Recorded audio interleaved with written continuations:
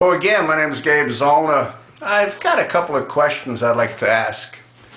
And these questions should be presented to our elected congressional representatives by their constituents.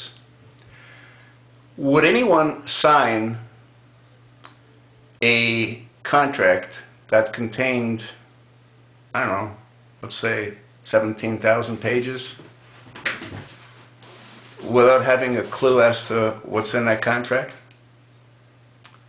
Would anyone sign a purchase agreement for a home without understanding the terms and conditions of what they're signing? Would anyone sign a lease for a new Cadillac without understanding the obligations that they're committing themselves to by signing that lease?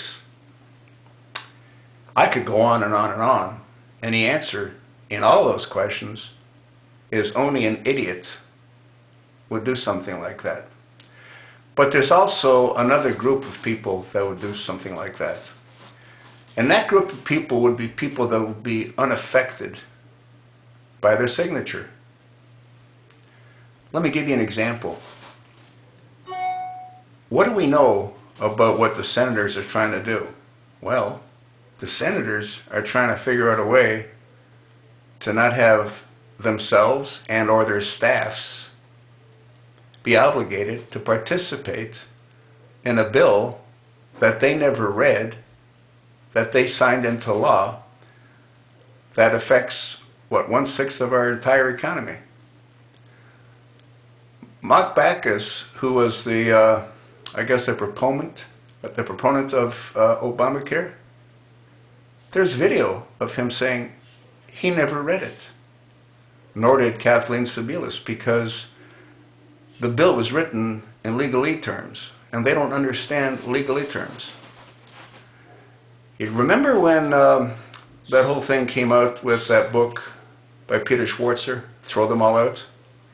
If you haven't read it, you want to go read it. And it identified a number of the senators that made millions of dollars through insider trading and other scams that are illegal for us but not legal for them. And then the ex-speaker, you know, Botox Queen, what did she say? Well, we're going to have to change some laws, so, you know, we got to sort of protect the people. Well, they did, and now they're changing the laws again. And the reason that is, I think their cash flow is starting to suffer, you know what I mean? They can't do the kind of trades they were doing, which made them millions. So now they've changed the law, or in the process of changing the law, to be able to do that once again. You think there's something wrong with this? I do. Yeah, we need to have every single American that loves this country contact their congressional representatives and ask them, how can the Senate vote on a bill that they have no idea as to the ramifications of that bill?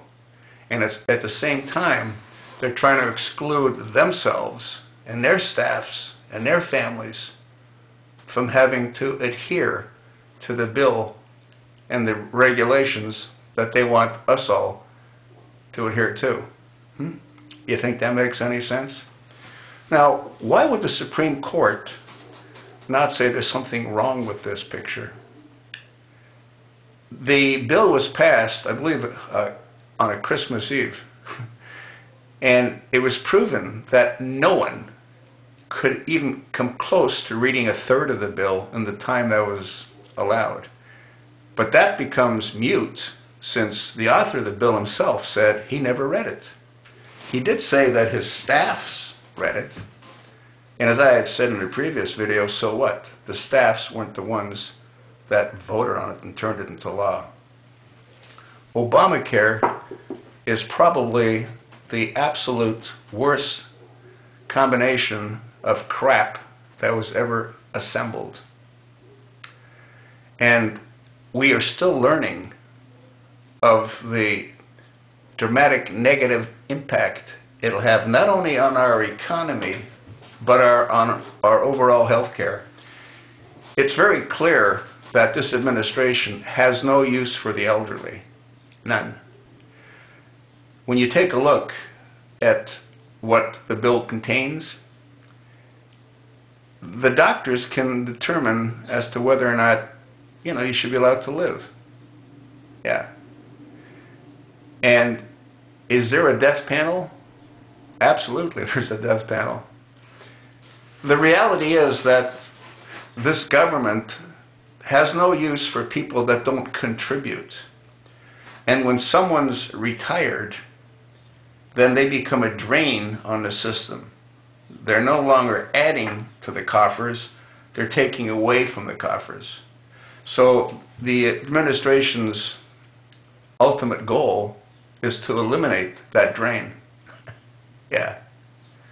And I got a kick out of AARP, AARP. They try to pretend that they're for the people, and I did videos on this before. I mean, they're one of the biggest scams going. They were the ones that also supported Obamacare, yet they say that they're for the elderly. You think they're for the elderly?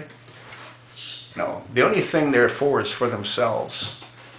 They make hundreds of millions of dollars on membership fees alone. And that isn't where their money comes from. Their money comes from the kickbacks that they get whenever one of their subscribers buys a policy from one of the companies they recommend and they're tied in with. Yeah, that's where they make their money. Anybody that's a member of AARP is hurting the elderly, because once again, AARP voted and supported Obamacare. Anyway, will this change? Probably not.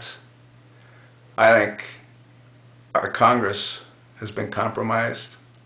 The Supreme Court has to have been compromised, or this would never have passed. And if you recall, when it did pass, it was passed because it was considered to be a tax by Justice Roberts. What happened to the premise that a tax cannot be initiated from the Senate? It has to come from the House of Representatives. What happened with that argument? Why did that get shoved under the rug like everything else? Like Fast and Furious? Like Benghazi? Everything gets shoved under the rug. As far as I'm concerned, the administration even shoved any kind of information we could have obtained from the Boston bomber under the rug by having a justice read the suspect his Miranda rights. How insane is all of this? And the American people just sit back and continue to take it? Why? Why? If you have children and if you have grandchildren, wake the hell up before it's too late.